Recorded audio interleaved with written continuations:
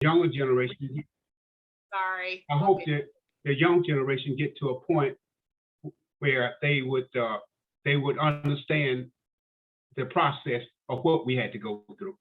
Yeah, the process of what you had to go through, because I can't even understand that process. And Mm-hmm. I came from y'all, but I came in the 80s. Y'all Yeah. came, 30 years before that. So Mm-hmm. I asked Man this about this yesterday. He talked to me about, because he remembers it was a Black History Week at first, and then it became a month. But when you were 39, my age, I'm not sure if it was I think it was in existence by then, by the time you were 39. Yeah. But Yeah. yeah. So I'll get to you a little bit later, man. But Uncle Fred, I want to know all the things that you endured as a kid. Was it because Dad talked about, being called the N-word when he was at work. He Mm-hmm. talks about just how that made him feel. So tell me about some of the things that you endured as a child and even as a grown person. I'm gonna tell you a story about uh, when we was young, sitting up on that hill in that 3-room shack, and the white folk was coming through, going to the lake, and I was out there. My grandma was sitting on the porch, and I was out there. Me and George, I think we was out there playing ball, and my grandma said, the white folks are coming, and I said something like, because my mouth, I said something, so, and she said, boy, don't you know better? You ain't gonna be able to have nowhere to live. And I didn't understand it to this as much then as I did as I got older. But just to endure, and we had just gotten a television when the Montgomery started at 7, when there was you book, they did all that stuff to those Black people and almost killed them. And just to see that, and then when you look around and you see the white folks living in a big mansion, and we live in a 3-room shack without water or inside plumbing, you start thinking about it. But you know what? As a kid, under the environment, you ain't thinking about nothing no different, because what you have seen in your neighborhood with all the other Black folks, some of them had less than that, what we had. But we had the a crop and everything else. But just to see that, and then you get on the bus when we got into high school, we had to walk to school, the elementary school, across a little fork, where you go through a horse fork, going to school down through a slough. And then the white kids went to another school, which was much better. We had old coal fire in a pot belly stove. We had to make the fire, and we had 3 rooms. She had to divide that off. The white folks had something a whole lot different. And you start thinking about why I had, what made me so different, that we can't have some of the same privileges as they had. And then they made us scared of the man who owned the land, like the son had it. When he come by, we had to kind of move to the side and let them through at all times, even if they come through at night, because they had a lake behind our house and they had parties and they went to see it. And we didn't have all those things. And that's what some of my experience. But I remember me and George, when we got about, I think we were about 16 or 15 years old. We worked for this guy up the road. And we was coming home, and that Miller man down the road that had that dairy farm, he gave us some apples. Me and George, the way he looked and the way he said the things to me and George, as soon as he turned his back, me and George took them apples and bust them in the road, and then he was eat them. We were defied. But he talked to us.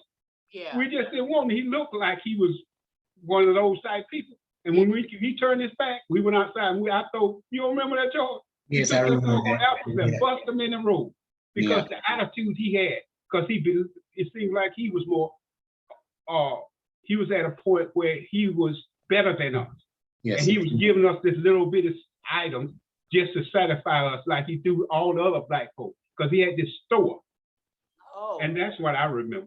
Yeah. Not having the privilege to do this or not having the privilege to do that. But our parents were so strong until they said you could do anything.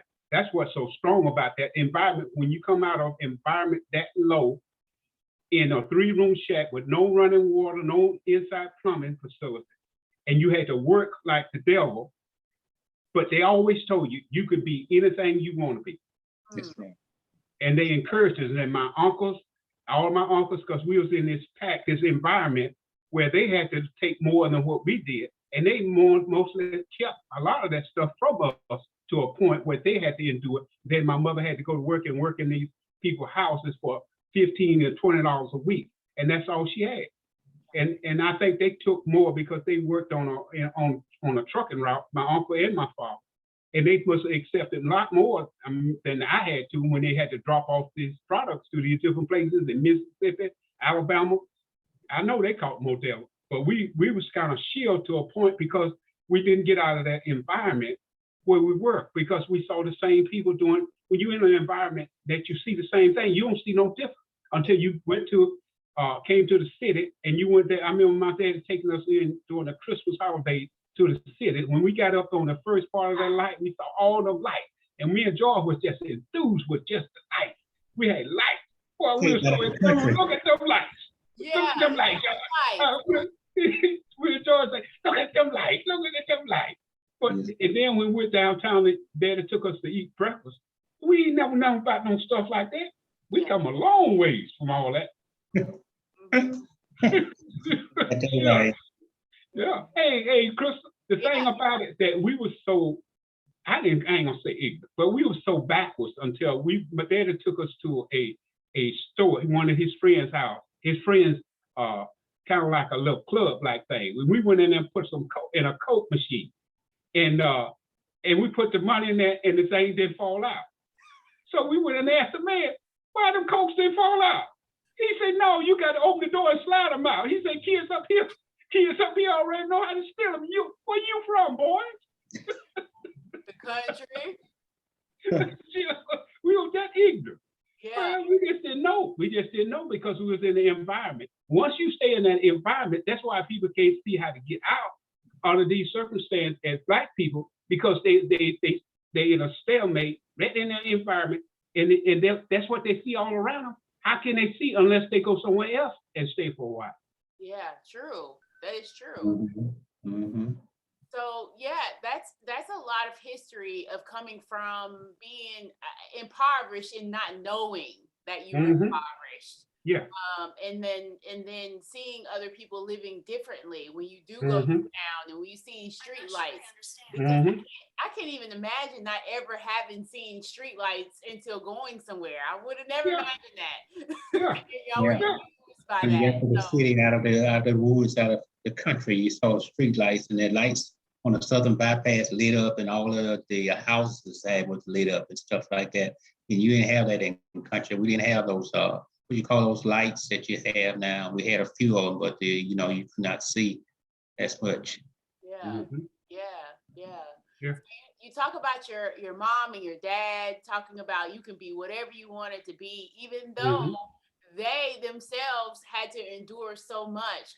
Where did they get this I guess enthusiasm? Where did they get this dreaming from? Where do you think that came from? I think it came from their own selves. I think they wanted their kids to be better than what they were, and they had seen life for them and around in their country life. My mother used to plow in the cotton field, and I think she didn't want us to be doing that kind of labor, that we had an opportunity to go somewhere. And she also, I talked to you last night about, she tried to inspire the other kids, even in the neighborhood. And when I say neighborhood doesn't mean like neighborhoods where we live now. It's neighborhoods about a mile away and all that, was people around you. So I think she saw some vision, or God gave us some vision to inspire us to be better than what we could be. And I know my sister was the smartest one. And I always wanted to keep up with her, be outsmart her. So I don't know what tune out there fell in. He was a wild child. I was a wild child. That was just different. Just like you was different. Yeah. We had different ideas. But you know what got me, Crystal? Ever since George, I hope he remembers this, but ever since we were small, my mother used to, when you given an assignment to do, and you didn't do it right or on time or like it should be, she was to get a switch, and she'll switch our legs and say, be learn how to get in a hurry, learn how to do this she always said, when you get old and you give the man 100%. And she will tell you when you get married what you need to be doing. And she just talked to us, talking to us all our young life into our adult. Even today, I feel that same way. She has that power where she'll tell you. She always talked. When she whipped, she always talked to us about certain things that she wanted us to do. Learn how to do this, learn how to do that. You got to learn how to do that. And she just said, just because we're in this downfall and she can't do anything about it, that don't mean that you don't have a dream to get a little bit better and higher than that. And that's what I think is instilled. I was telling somebody the other day about my mother always told me and George, be focused on your environment, what you see and what you see all around you. And I know when the first time I went out and stayed out late, and she always told us, if you told me that you can't be in a certain position when you go out. If you start feeling funny in your leg, get up and leave. Because you're going to always come back tomorrow while the rest of them might be shot or whatever they're doing. I still have that where you get uncomfortable. And I think that's what she instilled in us. And somebody told me, your mama sure got a lot of control. It helped me all throughout my whole life to get where I am, and then the fortitude to make it in this white world. Because when I started off, I was only black in management. And they called me a nigger, and they called me all kind of stuff. And I remember one time I cut a T-bone for a man, and he told the girl that worked with me, he didn't want that black man or that's something. I think he said something else to cut. So when I made pretend like I did it. But when I got through cutting it, that's the only time I did something crazy.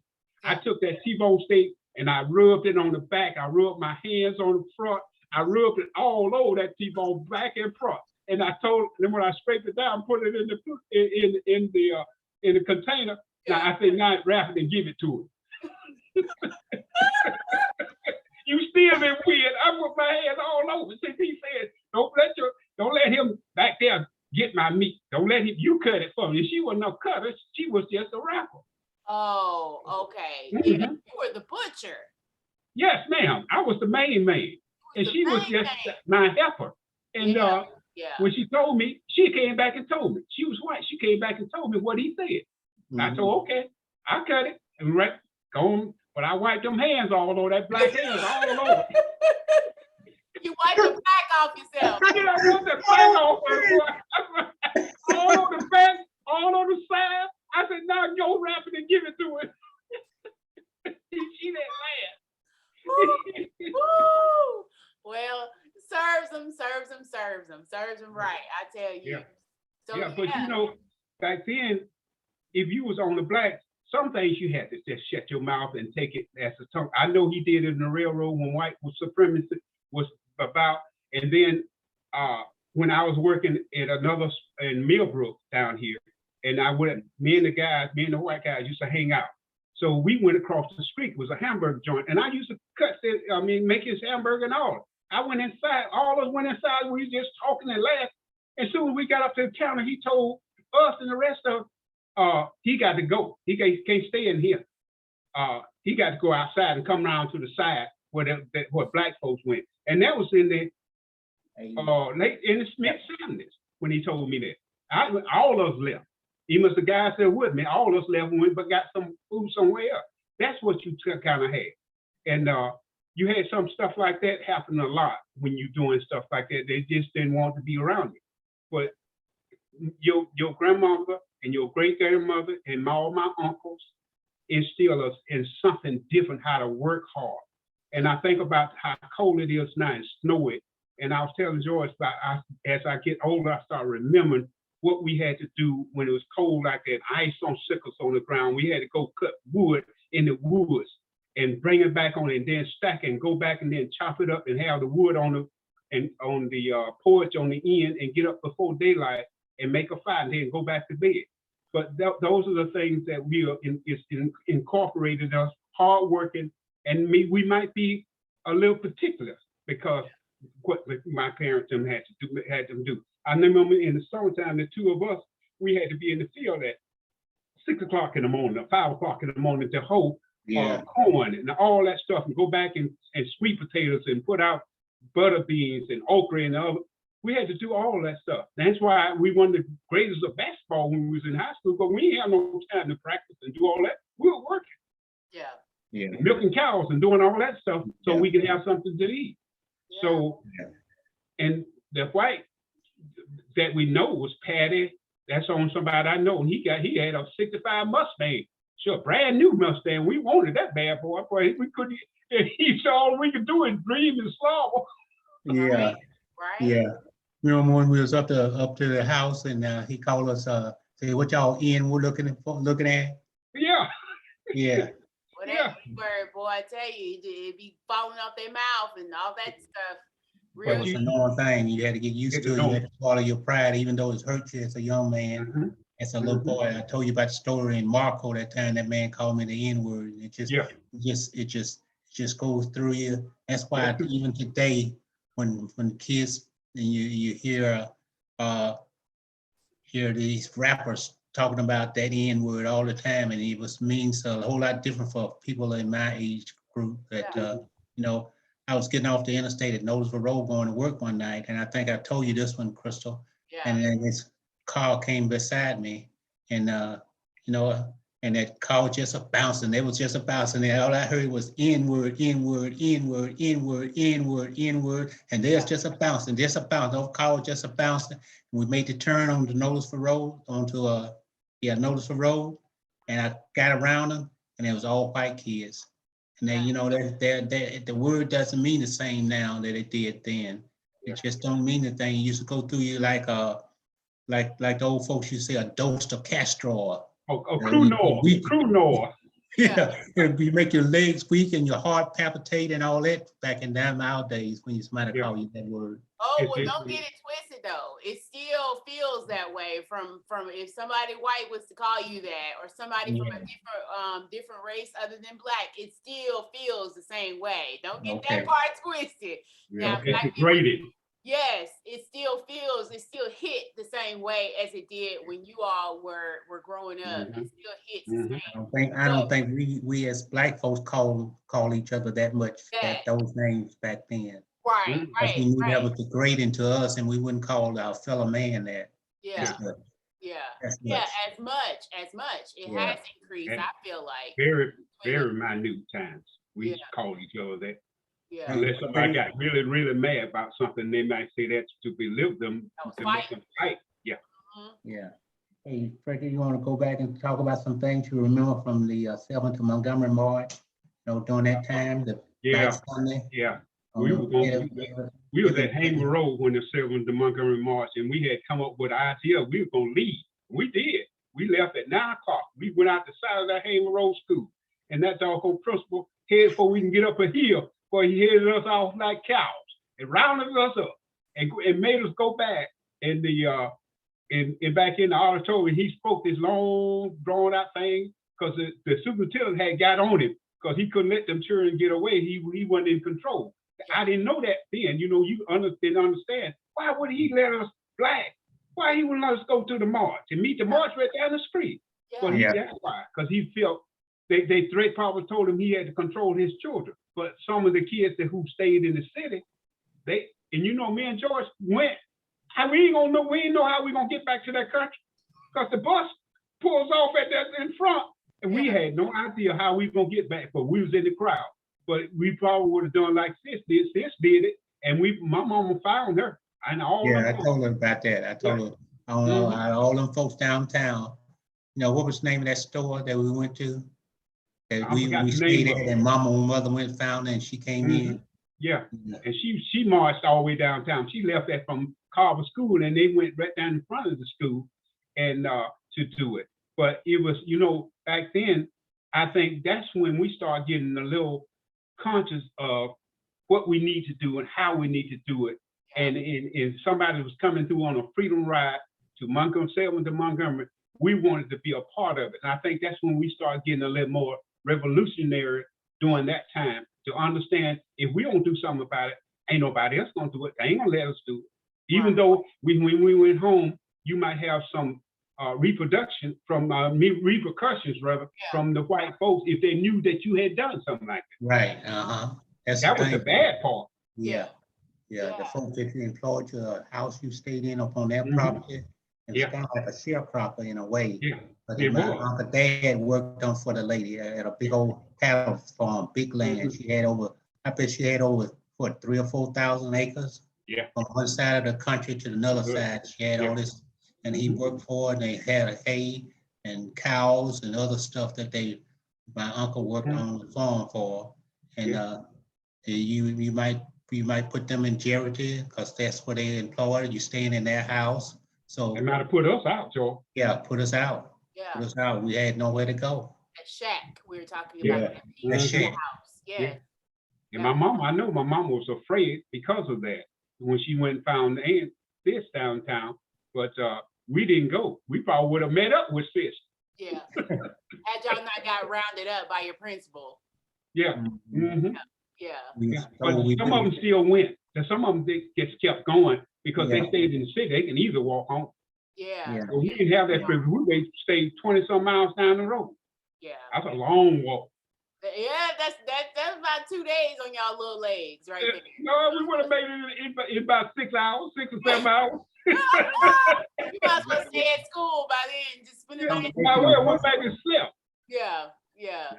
But that was major because you guys were in junior high school and just now starting to understand what was happening in the world, even though you knew a little bit, but becoming more conscious of what's happening.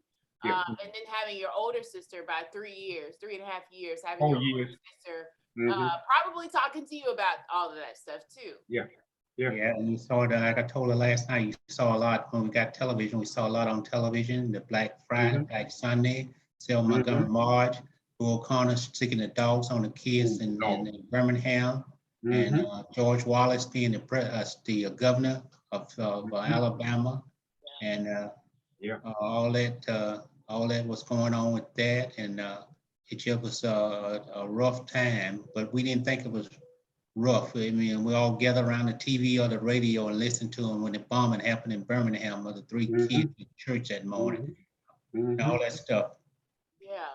And I'll tell you about little Major Evans died and get shot, and all those people that it made you scared because they can come around the clans. They were always, if you felt like you were gonna be rebellious against the situation or you participated, they'll come around. But I don't think we had any Klansmen that kept that away from us. Yeah, they did. But when George Wallace got in that door, the Alabama said segregation now, it's segregation forever. And that meant a lot to Black. It's something like you telling us that we ain't nothing, but we ain't gonna be able to do anything. We're gonna be in this boat just like we did. Because back then my parents and grandparents used to tell you about what they used to do back in after slavery. And then we thought about, we're gonna have to live like that. The rest, we're gonna be in the white folks' houses and doing all this stuff, the rest and labor on a rail car, unloading all this stuff, and then a hayfield, the rest of our life. But you start thinking about things like that, and you get to a point where, you know what? The way your mother and your folks instilled in you, and there was this group of people that instilled something in you. You had to make it. That's why you had to make it. One way or other, you had to learn how to make it and get out of this environment. If you never, some people left and they never did go back and to see their folks. They just left because of that environment. And down south, if you get out of hand, you're gonna get whooped, or beat, or killed. So you couldn't be that much rebellion. You had to do it behind closed doors to a point. And then you had all these marches, and all these kids was mostly in the city. Very few people in the country because they didn't have no way around to do all the stuff that we had. They could do in the city. But your mind it was a mind thing. You have to think about it. If you sit and think for a while and just think about what they did and how you were done the generation and generation before then, and you got a little bit better, and you start thinking about that, then you can see why they would continue to do it and see what kind of situation you're still in now. And at that time when we was growing up, and then you see what you got out of it. Because when George left, sure, hey, he got out a lot of things. But I know when he went to Tennessee, was just rednecks up there. It's down in the South. But he moved away from this environment. We knew where to go. Like when we went downtown, we knew Monroe Street was our place. That's why all the blacks hang out. When you went to town, you hung out on Monroe Street. All the black business was on, all the taverns and the clubs was on Monroe Street. Monroe Street, you know, the James store, you ain't go too much on Madison because that was the upscale business. And all your haircuts, the restaurants, your drugstore, all that was on one street downtown. And you know, and you went to H.L. Green. Yeah, H.L. Green's in there. What's that other when you place went to Crescent, George, you couldn't sit at the I told counter. her about that last night. I told her last night, you could go order, but you had to wait and they give it to you. You couldn't sit down. Yeah, you had to wait off to the side. You couldn't come up front to get it or sit at the counter. You had to go off to the side to get your, and then, you know, we were one used to Coca-Colas and drinks and hamburgers, seeing that. And it was a mystified to us because we was run from that environment. We had to learn how to do it. I'm gonna tell you this much. During that time, we went to Dairy Queen. Yeah. And we were so little-minded till we didn't know how to order. And the menu was sitting up there. And we were scared to order. We was that backwards that we were scared. We finally got to a point where we ordered one or two things, then we got to know it a little bit better, and then we started doing it. Country. Country. Yeah. Hey, Chris, the people who was in the country, if they went to Dairy Queen on one night, like in their parents, or they go somewhere with their friend, and they go to Dairy Queen and they order. In the morning on the bus, they'll bring the napkin on the bus.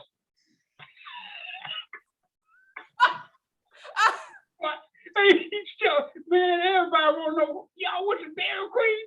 Right. That's big. That's doing it big. That's doing it big time, man. Yeah, that's doing real big. So yeah. So just having to endure and thinking about it now, thinking and looking back at it now, when do you think, and I asked this question last night, when do you think it got better? I think it got better during integration. A little bit of integration started a whole new format, and they saw the kids that we went to school, they saw us in a different way. Now, there were some people who faked it and said one thing and did another, but most of them, friends of ours, they weren't like that. They were.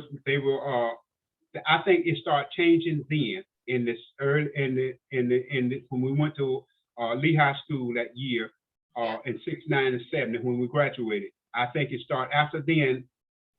It was strong in Montgomery as far as civil rights was strong, and they had some people who was strong revolutionaries that went to the state house and demanded certain things, and so that kind of helped us some. Okay, would you think so too, man? I don't know about Montgomery. You know, when I came off school and came to Lipscomb, I think things changed for me personally. You know, I was at a school and I was a basketball player, so I was like I said last night, my classmates said they didn't have the experience that I had because I was an athlete. And I told you last night about going to my professor's home and have classes in the morning. It was like 6 or 7 of us. We got us a ride to the house. It was close to the campus. And we had breakfast. He was a history teacher. And we had class in the morning at his house. And then I told you about the English lit. And we had white friends. We went to church with them on Sunday and things like that. And I think it changed for me back when I got to Nashville. Yeah. But I knew how it was when in Montgomery too, how you could not be outspoken as much. But I think when I got here and on campus, life was different. Things was different. I didn't see any. I'm sure there was, but I didn't see any of the same things I saw in Montgomery.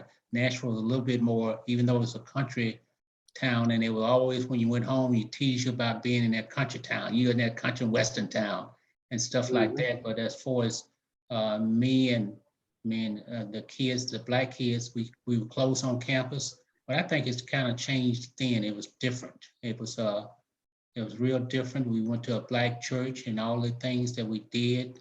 I mean, we went to most of the churches that I went to, but I did go to I ain't gonna tell you what church I went to. Yeah. But because it's still in existence now. But it was close to the Clifton campus, and when I didn't go to Stray Lane, the bus, I went to a close by walking church, and we went up in the balcony. And on the back of the balcony, it had the N word. So, I saw that. But as far as having racial discrimination, even when I played basketball, I did not. When we went to these small towns from around the Tennessee and Kentucky, I don't think we had anything that would cause me to think about Montgomery in a way. Yeah. I think I started to get better after I finished high school, and I had a lot of white friends. And I had this friend that had just graduated from Auburn. His name was John, and the two of us went to see down at Auburn. We went to see what's the guy's name? The one that died, got that blues play. We had the the thing for Chris at when she graduated from school. Oh. That restaurant.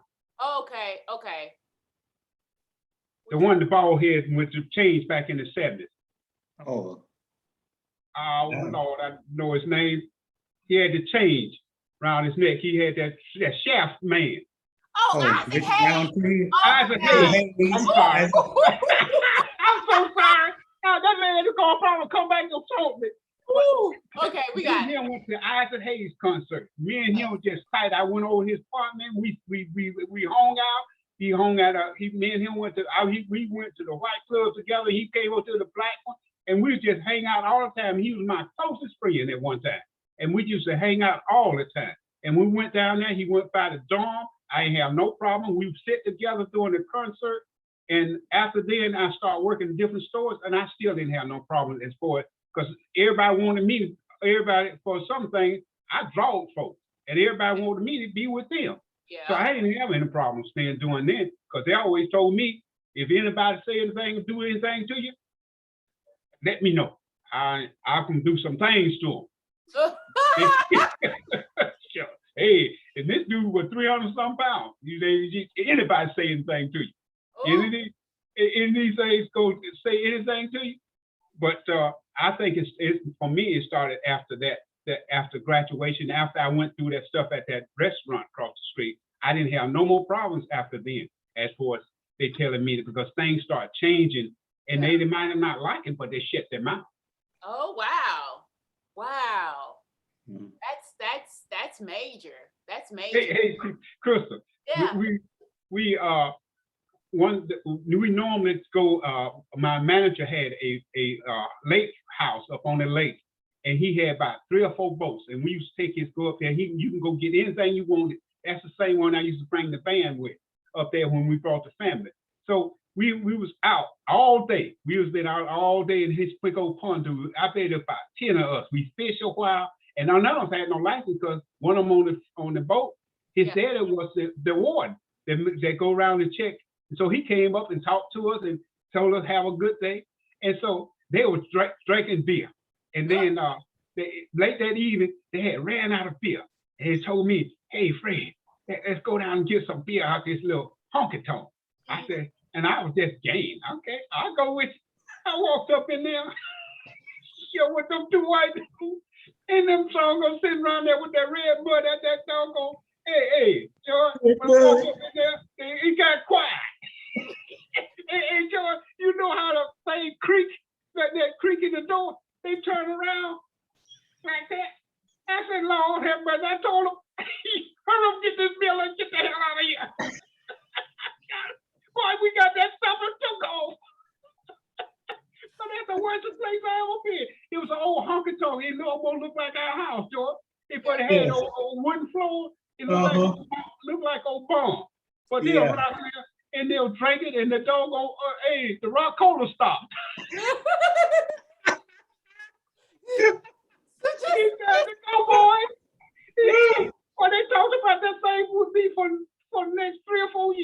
that laughs about that. They ain't know them folks either. Yeah. Just get up out of here. It's too. Let's get up out of here. Feel a little too strange in here. Little strange. And when them folks looked at them, And you go. brought them in here too. I whoop you. Oh my gosh. Yeah, but that was. They put me in a lot of situations like, not like that one, but a lot of other things that we did. Yeah. I was just part of the game. So hey, they didn't care. But we just let up crazy. Just did some of those things. Yeah. What do you think? And I asked this question last night because you guys did hear a lot and see a lot.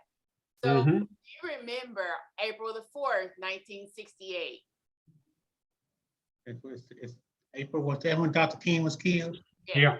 Yes. Oh Lord, Dave, I remember that. Yeah. That was one of the saddest day that they called us to the. Did they call us down to the auditorium? Yes. They called us to the auditorium to tell us. And you talking about wailing and crying. I think me and George cried when we found out Dr. King was killed that night and he was dead. It was a dog day. It was a dog day. Dog day. Yeah, that was just like a day when you have snow, and like y'all have, and it be so dark and dreary. That was a dark day. And everybody cried the whole day, and you had girls crying. You had all the boys crying, and everybody saying, "What we gonna do now? What we gonna do now? What the future gonna look like? Because we ain't got Dr. King. Why would they do that to him like this?" And we couldn't understand it. I think we had just got a television, and we had went home and saw the rest of it. And we had a television earlier. We had it. And we was in 11th grade when that happened. Yeah. So and that's how we never could. My parents, my grandparents, my uncle, nobody could understand that particular killing. Why would they do that under the circumstance? It was most until he had his funeral. I think me and George got off the bus and we ran home to see the funeral. She was covered up in this black and with the children, and they had this horse and buggy. Oh, that whole week, that time, I think they buried him 2 weeks later, I think. And they horse-drawn wagon. Oh, that was the longest. It was cold, and it was just a sad time. You talking about somebody who the whole nation was in mourning. And not only some black, it was white that came down south to help him, movie star, all that. We all was we just couldn't believe it. Especially after Robert Kennedy had been killed earlier. Here's another martyr. We couldn't see a dreamer. He was a dreamer. Not only he was a dreamer, but he was a person that put in place some things through nonviolence that would help Black people, to help the Negroes. I can't hardly even say it now. Negroes, that's back then what they call them. That's what we call us. And he was real smart. He was charismatic and all the other stuff, but he was real smart. And I used to read books, and I told you that yesterday, was reading those books from the jails in Birmingham and all that other stuff. The letters. Yeah, the letters and stuff like that. We was all into it. And so the dreamer had been killed. The person that led us so far to get equal rights for us and all the things. And even today, I heard some of the things that he said back in '68 or before that is still prevalent today, that, equal right for people that don't want to be treated right. And I heard it the other day. I was looking at television and the sewer system was coming to, what is that? Lowndes County.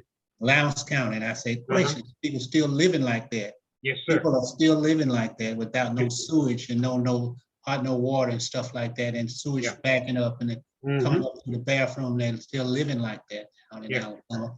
And probably in Tennessee and Mississippi and all over. Mississippi, yes, sir. Yeah. All those places, they still living like that. But you know what Bob got me so much, Crystal? His whole format was nonviolent.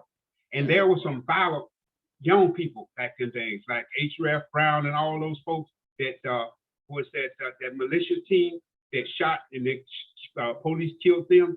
How could he allow, and all of them who marched, allow a white man to come up, hit them, spit on them, kick them, and do all that? And then he still said, I'm not gonna do anything. I'm gonna be a nonviolent person. And he kept all the people said, we're going to have, this is nonviolent. We're not going to be violent against them. And he started quoting scriptures and stuff like that. And just to have him to sit there and allow people to, even to stab him, he almost killed him with that. Yeah, froze. He froze. Sit there and do it. God had to be on his side to endure. That's a lot to endure. That is I just think about it. Yeah, for one person. Yeah. One person. Yeah. Then you put him in jail. Then you ridicule him and do all this stuff, and then he come back. We're not going to be. We're going to be nonviolent. Yeah. We're not going to give in to violence, because violence ain't going to do us no good. We got to stick with the Bible and what the Bible says. Yeah. Right. And they had a plan. That's strong. That's what's strong. Yeah. And then we start feeling that same way. And because we've been doing it all our lives, ever since we back in slavery, we had to endure with it. But to get to a point where you can fight back and then not fight back and still win. That's what the end result when you were winning. Why they was keep on doing all that stuff they were doing to us. And when they got on, they broadcasted on national news what they was doing to black folks down south. Yeah. Mm-hmm. It changed this whole world. Yes, I told her that. I mentioned that last time. A bull corner sick those dogs on the ride, and you saw these 3 kids got killed in Mississippi for voter rights, and Mega Evans was killed. Mm-hmm. All the violence that was being perpetrated by Klansmen and all the segregationists and all the other people. I think it brought the attention to it, and even some of the reporters was even in Mississippi, they was threatening with their life, even the white ones, because they ain't want all that stuff to get out. Yeah. So, and he was right, and I don't think he could have done it Stokely Carmichael way or Ralph Brown and all the rest of them, because it means revenge, and they're gonna end up killing all of them. But with this way, it's gonna be a race riot. Yeah. And a race riot come along back in those days. In California, in Detroit, and all those places. Yeah. And all they did was had a means to want to whoop our heads and kill us. Yeah. In nonviolence. Ooh, that was so strong. Yeah, and I can't imagine. I know in my generation, I've been through some stuff, but I can't imagine just seeing people assassinated over and over again. From presidents to world leaders and people of that nature, somebody that you look up to, right now, we just read it in our history books, and we've been through war in my lifetime, but not to the point where it's assassination after assassination, those type things. So those were traumatic, to say the least. Do you think any of these events that you guys heard about, read about, listened to the radio, finally saw it on TV, do you think it followed you throughout your lifetime? Is it something that you think about on a regular basis?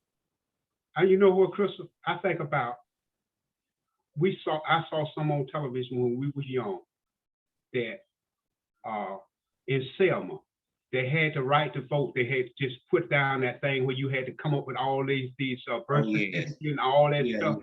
And then you had to pass a constitution. Then you had to take a test. And then a few blacks did all of that. And they went up to the courthouse, and I forgot the sheriff's name. And black folks back then, when they went somewhere, they was dressed to a T. He had a suit on. The women had their hat and their clothes, their Sunday clothes on, and all of them marched down there to go up there and vote. And then that man came out with a knife stick. And then he said, "Niggas, you ain't gonna vote today." And he hit this doggone black man on the front, hit him across the face with that doggone knife stick. And I thought that was one of the worstest things. And so oftentimes I think about, I tell the kids, you don't know how far you'll come. Who's made a sacrifice? You got to think about who made a sacrifice for you. And now we're shooting each other and doing all this other stuff. And we loved each other and cared about each other back then. And what we had to endure to get you to this point, somebody had to make a sacrifice, just like Jesus made a sacrifice for all of us. Some people made a great sacrifice for you to have what you have now. And we don't have to look at that and say, we got to do better than this. Because all my soldiers, foot soldiers back in the day, and my grandmama, my great grandmama, my uncles, and all that went through all of this. Yeah. And then just to vote, you had to go through all of that. And now we vote at our own. Don't even show up. This is for the last few years when it started showing up. But I know it's different now. But to get those young people to understand the fight and the scare and the fear, because we were, after all these people was assassinated, we were fearful as Black people. Yeah. We were real fearful. They put fear in us. So just to think about that and how they're well dressed and well mannered, and how he did that to us. And it just goes back to every time I go to vote, I start thinking about stuff like that and how much privilege it was for my grandmama to go to the poll at a late age for the first time. And you think about that. When your grandmama, my mama took my grandmama where she can go in with the poll with her back then and help her vote, just to see that. It was amazing. Yeah. Because Black folks could not vote. They could not get up, could not do a lot of stuff. And if they did, they had to pass the constitutional test. And even when they did, it was a big thing, and they still could turn them down if they passed it. They wouldn't have known.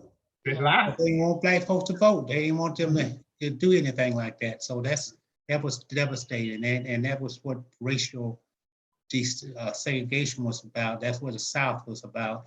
Even up north, sometimes some places you wouldn't think about Michigan. Even now, it's and you see all that, and it brings you back to your old times when you see things like that now that you saw when you was a kid, but it's in a different way.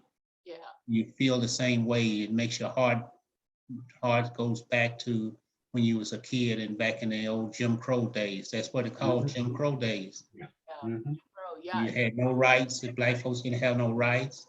And I remember, I don't know where you were with us, but my mom was downtown one time, on Dexter Avenue. She was walking on the hood side of the Dexter Avenue. And the brick, it had brick sidewalks, and the brick sidewalks, it was up and down, and she slipped, she stumbled and fell, and this white man laughed at her. I don't know whether or not you remember that, or whether or not she was with us. I remember that one. Yeah, he laughed at us. And then I wanted to fight him. I mean, as a little boy then, but I still wanted to fight him because he laughing at my mama because she fell, because she stumbled. And that's a white guy. What she tell you? She said, "Shut up, boy." That's what she told me. Yes, right. Because you had to, when you were down Dexter, you had to walk on a certain side. And sometimes you had to hold your head down because we didn't know about that, holding your head down, because we were young when we went downtown until we started. Being a white man, you had to lay your head down. You had to not look at him and stuff like that. That's still going on back in our time. So as seasoned Black men in 2022, have you overcome? What you asked, how did we overcome? Do you feel like you have overcome? When you sent me that, Crystal, when you sent me that picture of Dad's house, and that house is similar to one that we had when I was a kid, and I say, I sent you back on Facebook, we've come a long ways. I've come a long ways, and God has blessed me to come a long ways from where I used to be. And I don't think I'm kind of like Dr. King. I'm not, I don't think we where we need to be.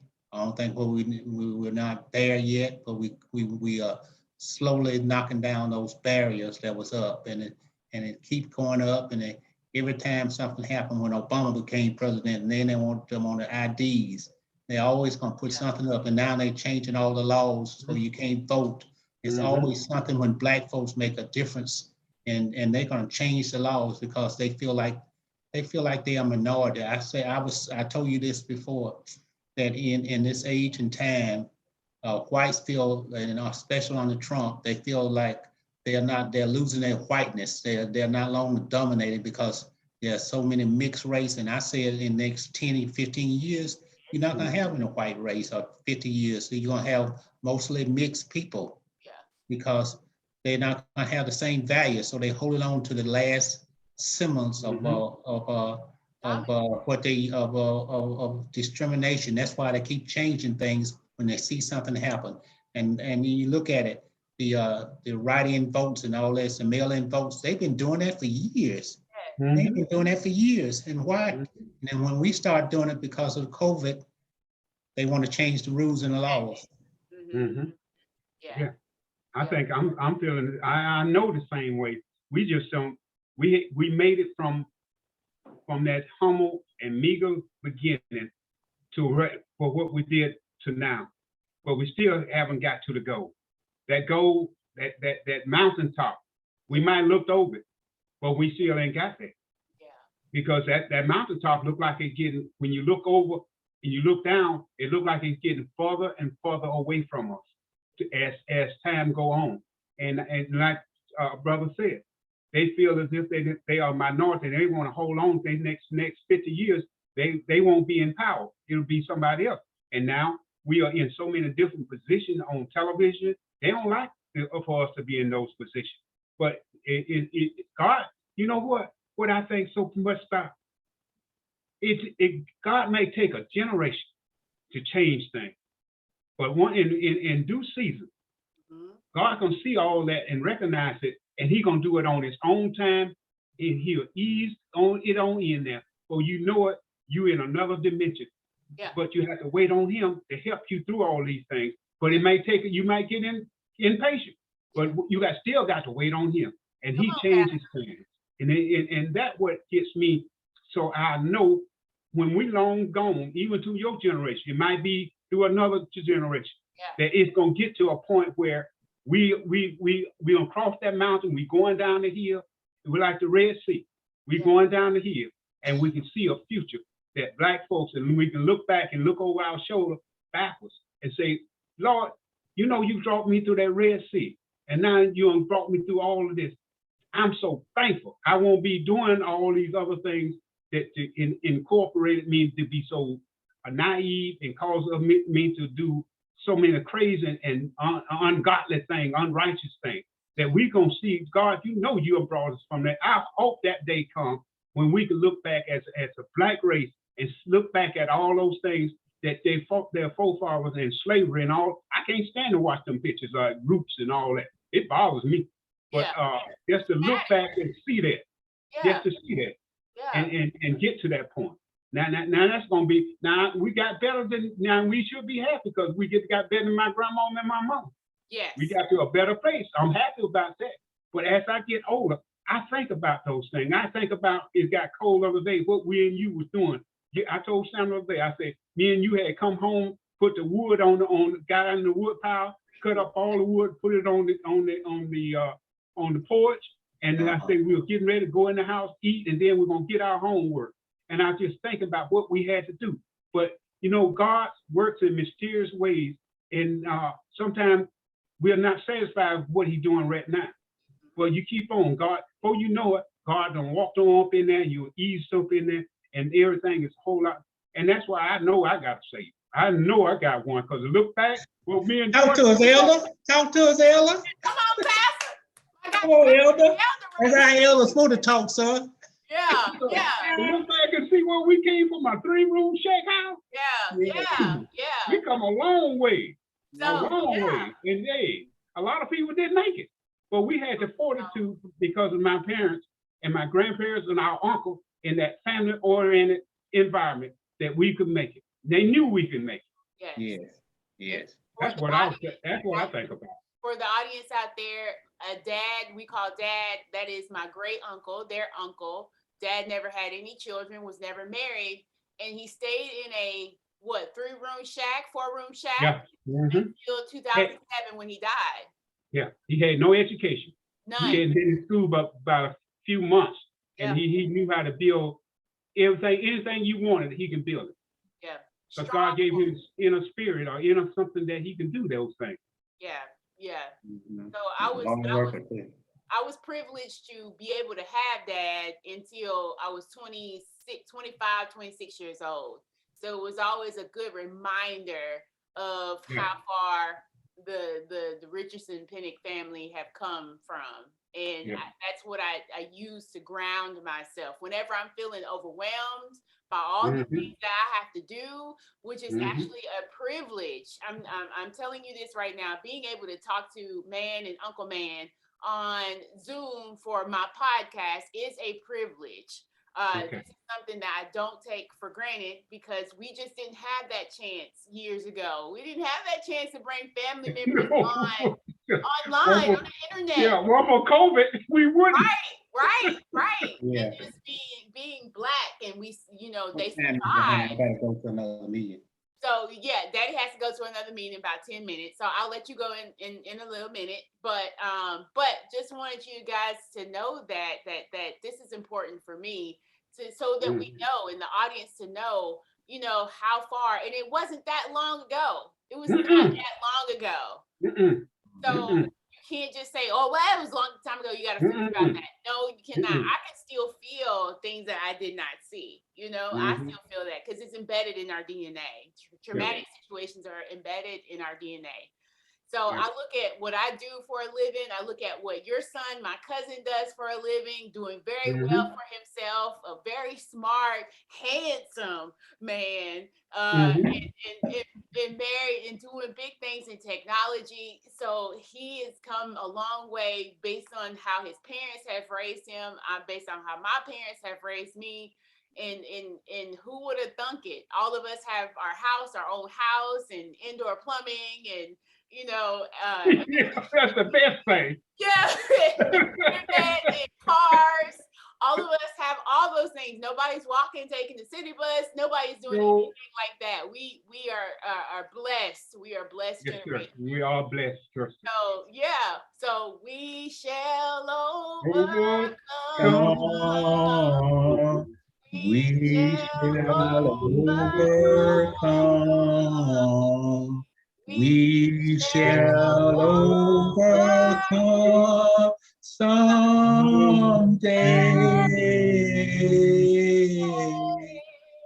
Oh, be in our I do believe we shall overcome someday. Boom, boom, boom, boom. Hallelujah. I'm gonna let you go, man, because you have another thing you need to do today. Yes. And thank you so much, Uncle Man. I love you. If you have not noticed, these are my twins. These are my heartbeats, my loves. And I will talk to you guys soon, okay? Okay. All right. Thank you. Love you. Y'all take care. All right. Bye. Bye. Bye.